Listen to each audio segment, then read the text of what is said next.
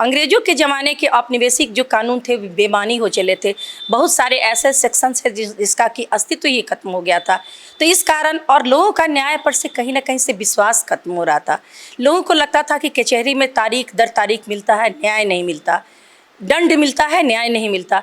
तो इस वजह से भी कहीं ना कहीं से यह महसूस किया गया। और जो 7 साल या उससे अधिक की सज़ा वाला जो भी अपराध है, उस अपराध में एफएसएल टीम को आपको तत्काल बुलाना है। हालांकि एफएसएल टीम 24 घंटा तैनात है, लेकिन हमारे पास उतनी संसाधन नहीं है, सरकार के पास उतनी संसाधन नहीं है कि उतने टीम को। अब एक जगह यदि 5-5 घटनाएं हो गई तो अनुसंधान एफएसएल टीम को कहाँ कहाँ पुलिस बुलाएगी। आखिर एक बात देखिए, अगर 2002 में कोई हत्या होती है और उसका ट्रायल फेस अगर 2024 में होता है तो 2024 तक 20 तक या तो गवाह मर जाएगा या जो गवाह है उसको किसी भी तरह से लोभ लालच प्रलोभन देने के लिए, दबाव डालने के लिए बहुत ही लंबा समय मिल जाता था अभियुक्त को। तो इसीलिए ये टाइम बाउंड जो रहा, ये पीरियड इसीलिए किया क्योंकि अब आपको तुरंत सज़ा होनी है। इस कानून के आने से निश्चित रूप से जो मुकदमे में देरी होती थी, उस देरी को समाप्त करने का प्रयास किया गया है और उसमें कुछ सफलता मिलेगी भी। लेकिन सबसे बड़ी परेशानी से चुनौती है। चुनौती किसके सामने? चुनौती पुलिस के सामने, चुनौती एडवोकेट के सामने, चुनौती जज के सामने, सबके सामने चुनौती है। नमस्कार, आप देख रहे हैं फर्स्ट लुक बिहार। मैं रविंद्र कुमार। कानून में जो नया संशोधन है, 3 कानून में नया संशोधन किया गया है सरकार के द्वारा, जिसमें कई प्रावधान है, कई धाराओं में बदलाव किया गया है। उसको लेकर पुलिस वाले को भी और अधिवक्ता को भी अभी काफ़ी परेशानी हो रही है। और उस कानून में क्या है, उस कानून में क्या लाभ है, आम जनता को क्या लाभ है, पुलिस और अधिवक्ता को उससे क्या परेशानी है या क्या सुविधा है, उस पर हम बात करने के लिए आज हमारे बीच जाने माने अधिवक्ता, बड़ी अधिवक्ता डॉक्टर संगीता शाही, जो अपर लोक अभियोजक भी हैं, और दूसरे बड़ी अधिवक्ता हमारे बीच हैं दिलीप कुमार जी। हम इनसे बात करते हैं इस कानून पर। यह कानून क्या है, इस कानून कितना सरल है या आम लोगों के कितने हित में है, इस पर हम बात करते हैं। तो पहले हम बड़ी अधिवक्ता दिलीप कुमार जी से इसके बारे में बात करते हैं।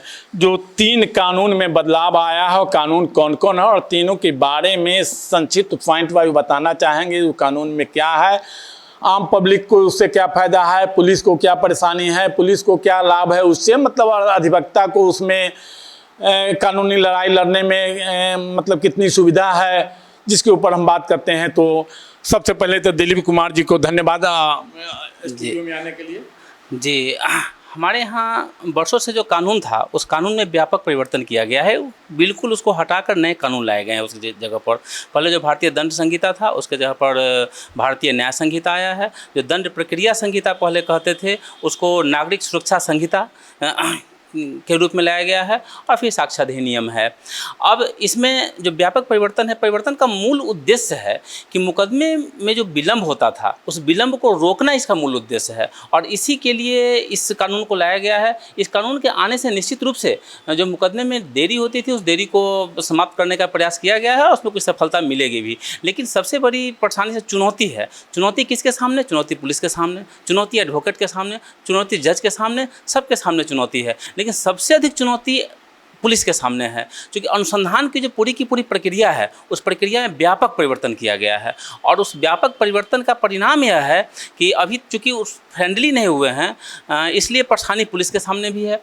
अब यहाँ पर जो हम थोड़ा इस पर चर्चा करना चाहेंगे, जो परिवर्तन है अनुसंधान के तरीका में परिवर्तन किया गया है, और यह सबसे बड़ा चुनौतीपूर्ण काम हो गया है। पुलिस के लिए भी है, एडवोकेट के लिए भी है, सबके लिए है। लेकिन हाँ, आम नागरिक के पक्ष में यह कानून है। अब चुनौती क्या है? पहले जो कानून था, उसमें जो गवाह का बयान था, वही अनुसंधान का मूल आधार हुआ करता था। अब गवाह के बयान के साथ साथ अब एक डिजिटल जो एविडेंस है, उस एविडेंस को लाया गया है। और डिजिटल एविडेंस को लाना, उसको तकनीकी रूप से लागू करना, इसके लिए पुलिस को कंप्यूटर फ्रेंडली होना होगा। अभी हमारी पुलिस कंप्यूटर फ्रेंडली नहीं हुई है, इसलिए परेशानी है। और हमको लगता है कि कंप्यूटर फ्रेंडली धीरे धीरे हो जाएगी, उसके बाद इसमें और अधिक अनुसंधान में तेज़ी आएगी। अभी नए कानून जो 1 जुलाई से लागू हुआ है, उसके बाद अनुसंधान में आपको क्या लग रहा है? अनुसंधान कमज़ोर पड़ा है, अनुसंधान या उसकी गति बढ़ी है? जिन्हें अनुसंधान की गति तो नहीं बढ़ी है, ऐसा तो मैं नहीं कह सकता हूँ गति बढ़ी है। अनुसंधान का सबसे जो व्यापक परिवर्तन किया गया है वही इसमें कहा गया है कि आपको वीडियोग्राफी करना है, घटना सीन का वीडियोग्राफी करना है, और जो 7 साल या उससे अधिक की सज़ा वाला जो भी अपराध है उस अपराध में FSL टीम को आपको तत्काल बुलाना है। हालांकि FSL टीम 24 घंटा तैनात है, लेकिन हमारे पास उतनी संसाधन नहीं है, सरकार के पास उतनी संसाधन नहीं है कि उतने टीम को, अब एक जगह यदि 5-5 घटनाएं हो गई तो अनुसंधान FSL टीम को कहाँ कहाँ पुलिस बुलाएगी। क्योंकि पूरी की पूरी जो प्रक्रिया है, अनुसंधान में जितना विलंब होगा, जितना अनुसंधान में विलंब होता है, कहीं ना कहीं उसमें न्याय पाने में जो शख्स है उसके मिटने की संभावना अधिक हो जाती है। तो यह अनुसंधान एक परेशानी पुलिस के सामने में है कि उसको बिल्कुल एंकरिंग करते हुए घटना स्थल पर प्रवेश करना है, अपना परिचय देते हुए, उसके साथ जो टीम के सदस्य हैं सबका परिचय देते हुए एंट्री करना है, और पूरे घटना का वीडियोग्राफी करके फिर लास्ट में उसको उस परिसर से निकलते हुए और तैयार करना है। उसका अनुसंधान का जो सीन है, जो साक्ष्य का तरीका है, उसको वहाँ करना है, एकत्रित करना है।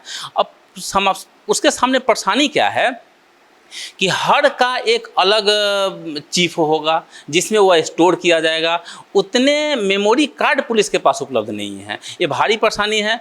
अब पुलिस के पास मेमोरी कार्ड उपलब्ध नहीं है और एडिट करने की कोई गुंजाइश नहीं है, तो एडिट करना भी नहीं चाहिए। अब उसको उसी तरह से सेव करना है और सेव करके एक सर्टिफिकेट भी उसको देना है यदि मेमोरी कार्ड उसके पास नहीं है और उस मोबाइल में या फिर किसी कैमरा से वह कलेक्ट हुआ अनुसंधान की पूरी प्रक्रिया, तो ऐसी परिस्थिति में उसको सर्टिफिकेट देना है कि हमने किया है, मेरे मोबाइल से किया गया है, जिसका मोबाइल नंबर इसमें सिम यह लगा हुआ है।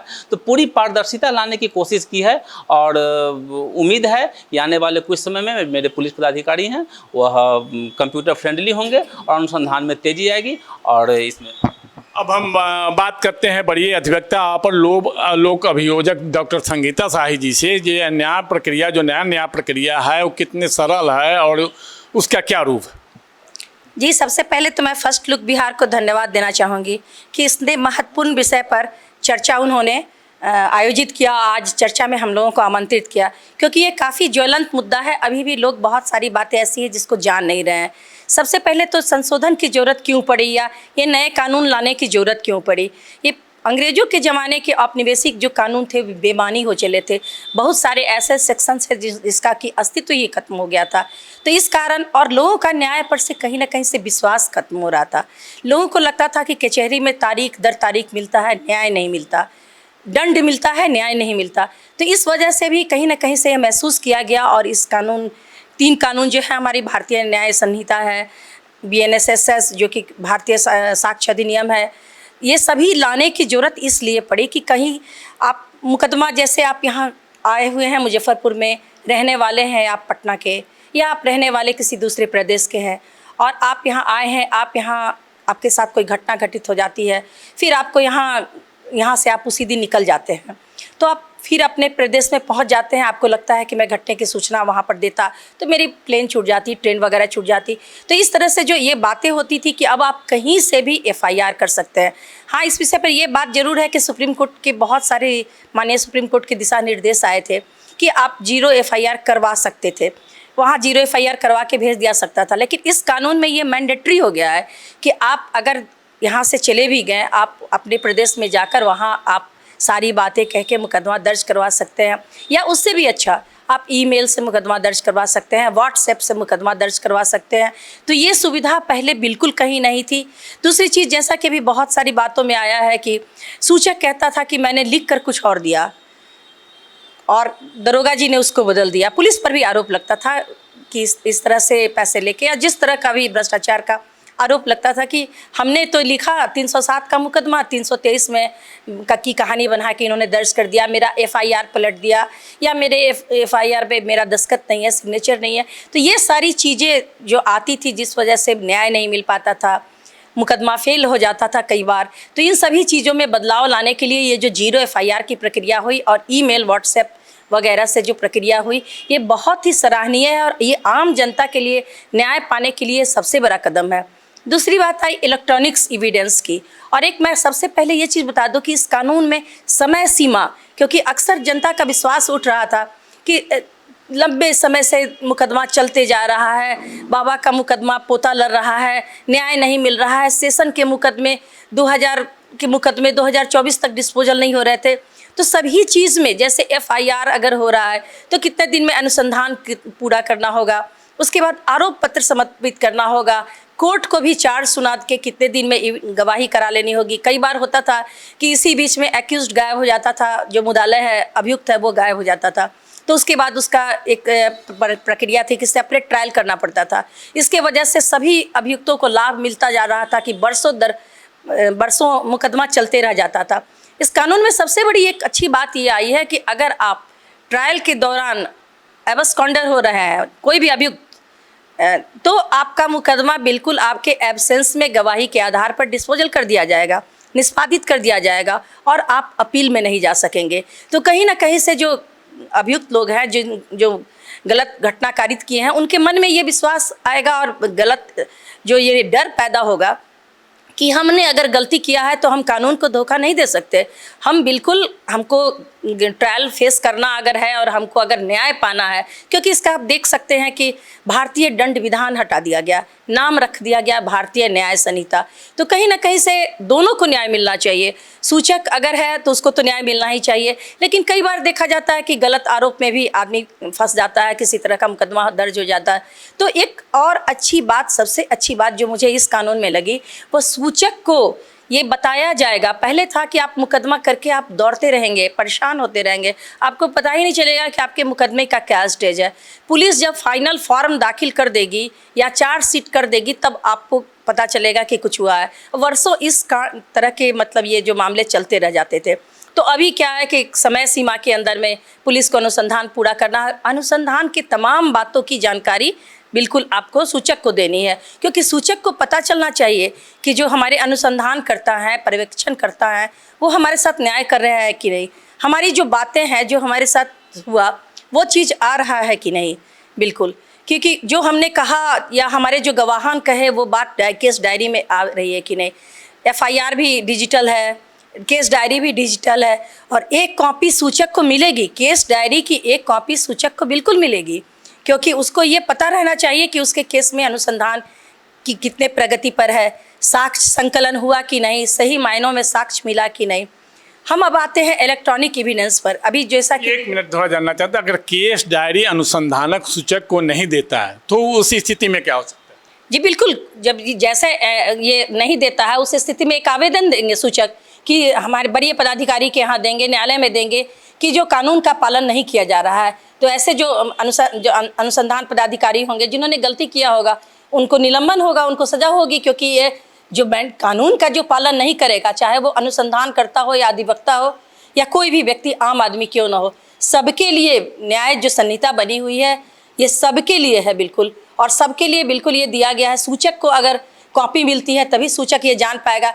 तीसरी एक चीज़ थी कि जो सूचक को कॉपी नहीं मिलती थी तो फिर जो हम लोग के जो एडिशनल पीपी हैं, एपीपी हैं, उनको भी कोर्ट में जाकर देखना पड़ता था कि जब ट्रायल चल रहा है तो हम वहाँ से ही केस डायरी प्राप्त करेंगे। उसके बाद जो गवाहों का जो बयान होता है वो सब कहाँ से मिलेगा, ये सभी बहुत बड़ी समस्या थी। ये सब समस्या खत्म हो गई।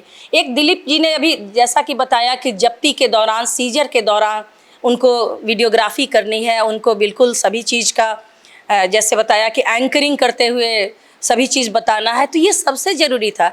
ये इसलिए ज़रूरी था कि अगर आपके यहाँ कहीं या किसी के यहाँ भी अगर कुछ बरामद होता है, उसकी पुलिस अगर वैज्ञानिक तरीके से जांच नहीं कराती है, फैसल टीम वहाँ नहीं जाती है या वहाँ पर उसका वीडियोग्राफी नहीं होती है, तो तुरंत ही ये आरोप न्यायालय में लगा दिया जाता था कि ये व्यक्ति जो है, मेरे यहाँ तो कुछ बरामद हुआ ही नहीं, पुलिस ने मुझे झूठा फंसा दिया गया है। तो इस तरह से बहुत सारी चीज़ें ऐसा पुलिस पर लगातार आरोप लगता रहा था।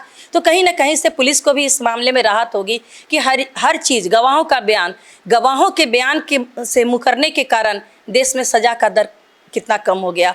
4 करोड़ से अधिक मामले लंबित है, गवाह आ नहीं पाते। गवाही देने के लिए उनको गवाह सुरक्षा योजना और तमाम चीज़ करना पड़ता था। अभी इतनी अच्छी व्यवस्था है कि सुप्रीम कोर्ट में तो लागू भी हो गई है कि कोई व्यक्ति अगर गवाही दे रहा है तो ये नहीं कर सकता कि हमने गवाही कुछ और दिया लेकिन डिपोजिशन राइटर ने कुछ और लिखा। तो अभी यह है कि ऑटोमेटिकली वहाँ रिकॉर्ड हो जाता है, जैसे ही गवाही जो बोलता है कंप्यूटर ऑटोमेटिकली रिकॉर्ड कर लेता है।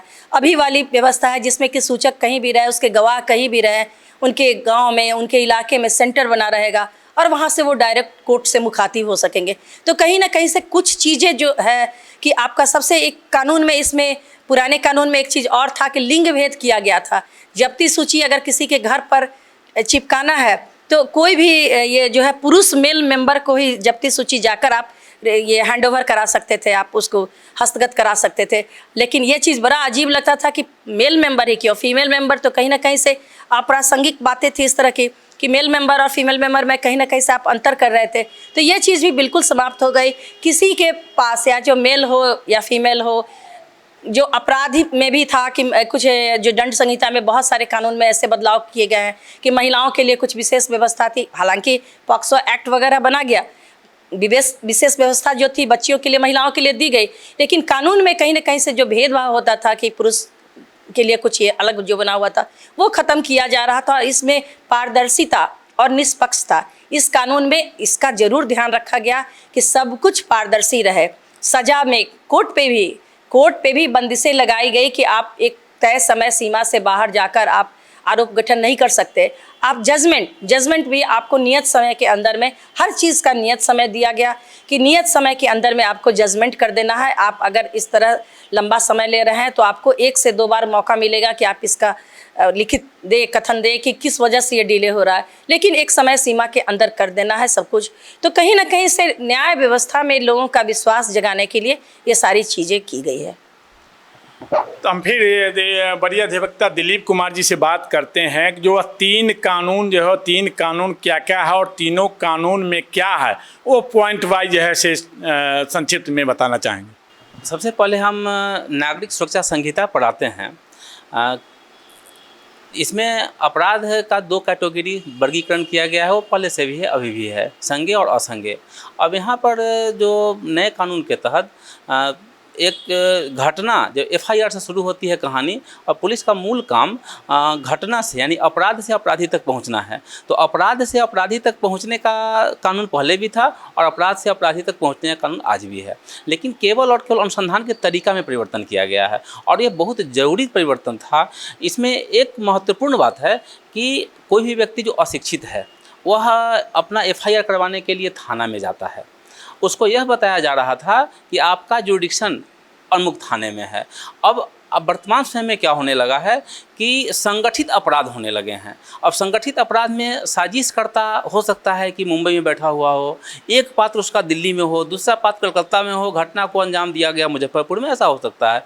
जब हम आते हैं मुजफ्फरपुर में तो हमारे जो पुलिस पदाधिकारी हैं उनको खुद नहीं मालूम हुआ करता था कि आखिर ये घटना है, इसका अनुसंधान हम कैसे करेंगे। तो अब उनको आप मुंबई में चले जाइए, आप दिल्ली में चले जाइए, अब उसको 0 एफआईआर जो लाया गया है इसमें था पहले से भी, लेकिन उसको थोड़ा और अधिक उदार बना दिया गया है। 0 एफआईआर का मतलब यह होता है कि पुलिस को अपने अधिकारिता का जो परहेज था पहले उसको किए बिना, मैंने अधिकारिता का, अपने अधिकारिता जुडिक्शन उसका था, जुडिक्शन पर विचार किए बिना उसको एफआईआर ले लेना है और एफआईआर लेकर शिकायत लेनी है और शिकायत लेकर उसको उस जगह पर भेज देना है जहाँ से अनुसंधान सही ढंग से हो सकता है या जहाँ पर घटना घटी है। तो ये एक बड़ी महत्वपूर्ण परिवर्तन हुआ इसमें। दूसरा जो था कि अपराध, अभी मैडम ने बताया कि अपराधी बच जाते थे।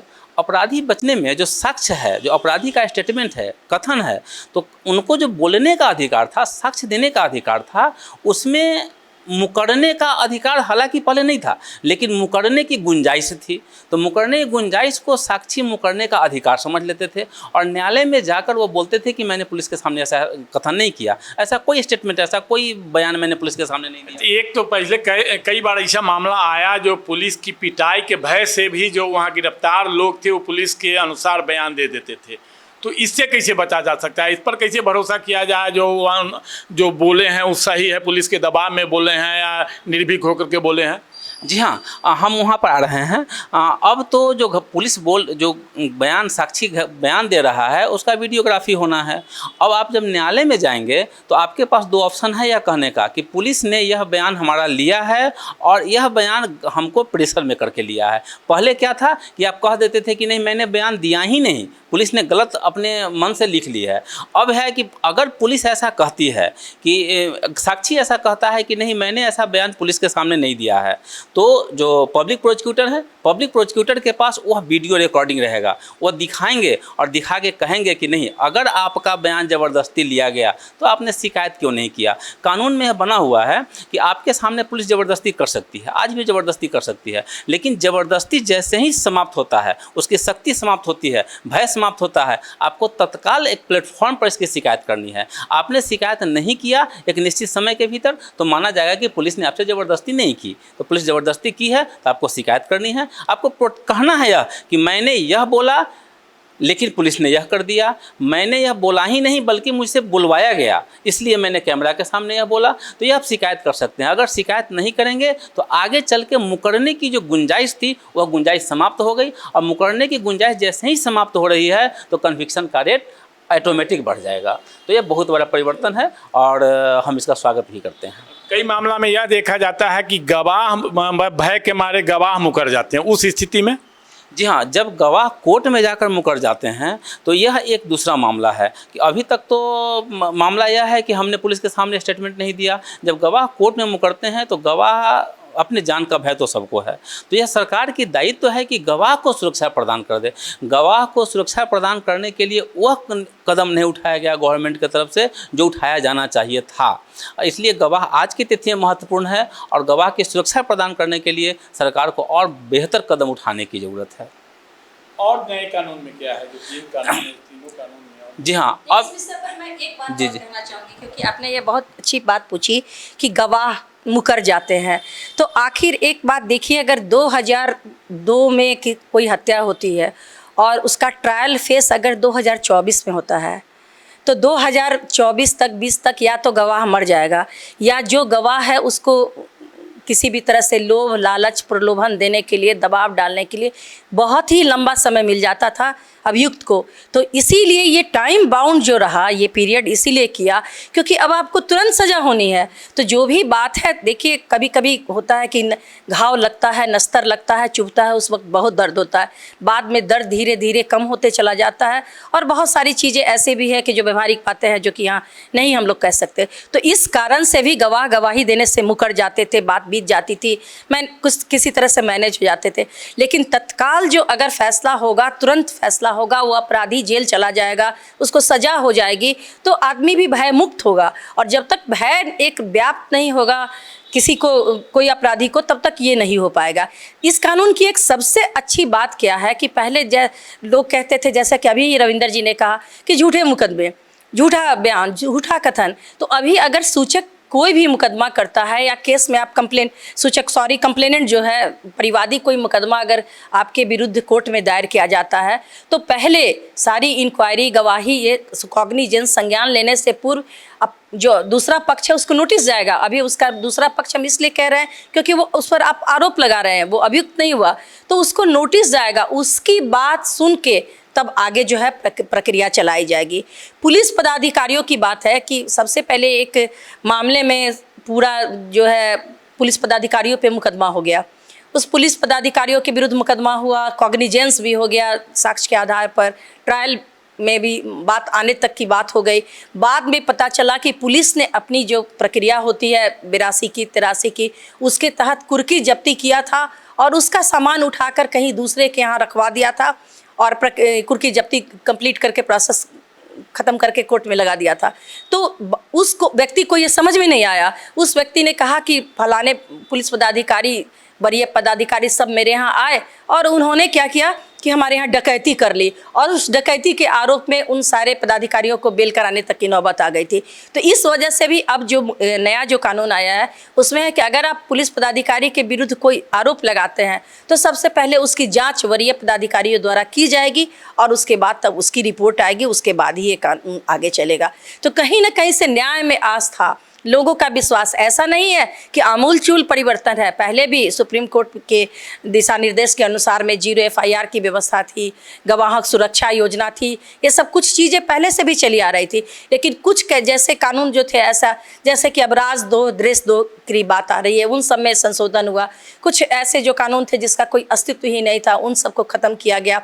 और सबसे पहले ये एक ही प्रक्रिया इसमें है कि लोगों का न्याय के प्रति विश्वास जगे, लोग ये नहीं सोचे कि अमीरों के लिए न्याय है, गरीबों को न्याय नहीं मिलता।